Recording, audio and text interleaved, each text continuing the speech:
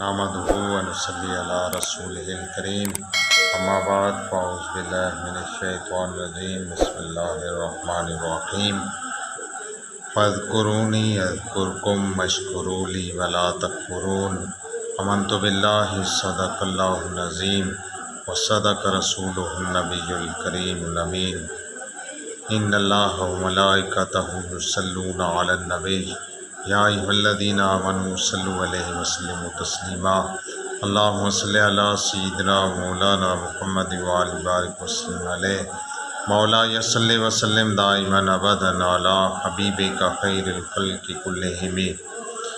اللہ تعالیٰ کی حمد و ثناء کے بعد حضور نبی کریم علیہ السلام کی بارگاہ مقدس میں ہدیہ درود و سلام عرض کرنے کے بعد قرآن عظیم کی جو آیت مبارکہ تلاوت کرنے کا شرف حاصل کیا، رب کائنات خالق کائنات نے ارشاد فرمایا فاذکرونی اذکرکم واشکروا لی ولا تکفرون، تم میرا ذکر کرو میں تمہارا ذکر کروں گا، میرا شکر ادا کرو اور نہ شکری نہ کرو۔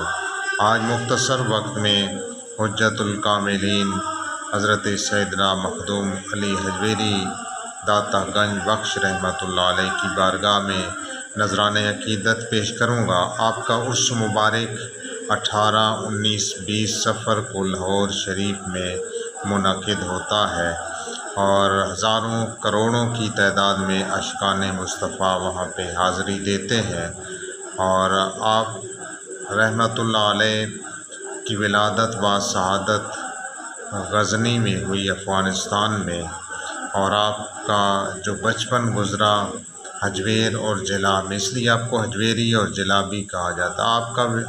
آپ کی ولادت مبارک جو تھی 400 ہجری میں ہوئی اور 465 ہجری میں آپ کا وصال ہوا، اور بچپن میں ہی آپ نے دین کی تعلیم شروع کی اور جوانی دین اسلام پڑھتے گزر گئی، اور اس کے بعد مرشد کامل کی تلاش میں نکلے۔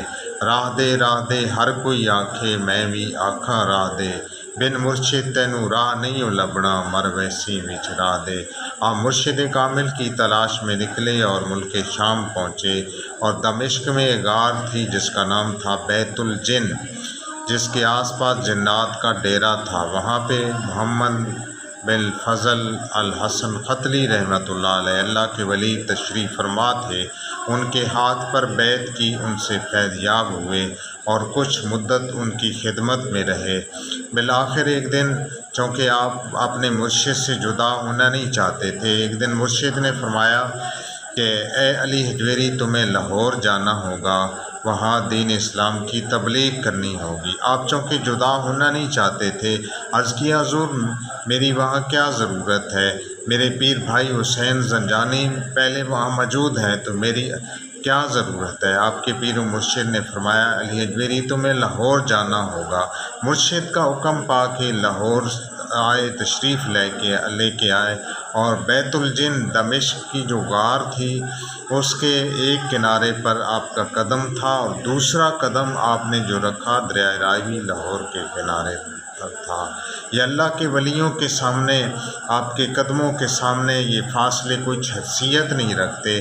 آپ دریائے راوی لاہور کے کنارے پہنچ گئے تو اللہ کے ولی کے قدموں کے سامنے زمین سمیٹ دی گئی۔ حضرت میاں میر رحمۃ اللہ کے ولی ہیں، آپ نے تہجد کا وضو فرمایا، حجرے میں گئے اور دروازہ کھلا تھا، اور جب اس کے بعد ایک درویش آیا، وضو کر کے مسواک کر کے آیا، اس حجرے میں گیا، آپ حجرے میں نہیں ہیں، اور درویش بڑا حیران ہوا۔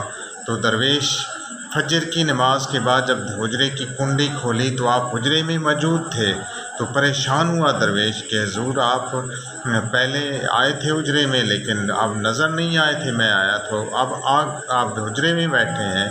تو اس بابا جی نے، میاں میر رحمۃ اللہ علیہ نے اس درویش کو فرمایا کہ اے بابا جی ہم تہجد کا وضو یہاں پہ کرتے ہیں اور نفل جا کے مدینہ شریف پڑھتے ہیں۔ اللہ کے ولیوں کے سامنے یہ فاصلے کوئی حیثیت نہیں رکھتے۔ آپ لاہور پہنچ گئے، چوکیدار نے دروازے بند کر دیے، کہا بابا جی آپ اندر نہیں آ سکتے، رات باہر ہی گزاریں۔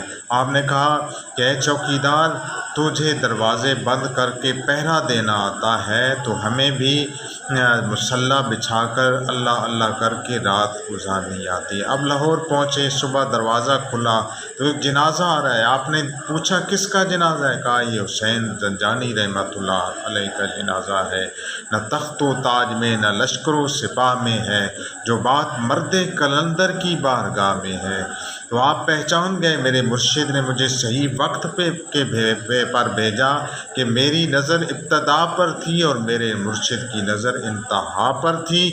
تو آپ پہنچ گئے۔ لوگوں نے عرض کیا حضور آپ جنازہ پڑھائیں۔ آپ نے اپنے پیر بھائی حسین زنجانی رحمۃ اللہ علیہ کا جنازہ پڑھایا اور پھر دین اسلام کی تبلیغ شروع کی۔ اور آپ کے مرشد کو پتہ تھا کہ آپ کے مرشد بیٹھے دمشق میں غار میں تھے بیت الجن میں، لیکن آپ کی نظر جو تھی لاہور شہر پہ پڑ رہی تھی کہ یہاں پہ اسلام کے لیے مبلغ کی ضرورت ہے، ایک عالم دین کی ضرورت ہے، ایک اللہ کے ولی کی ضرورت ہے۔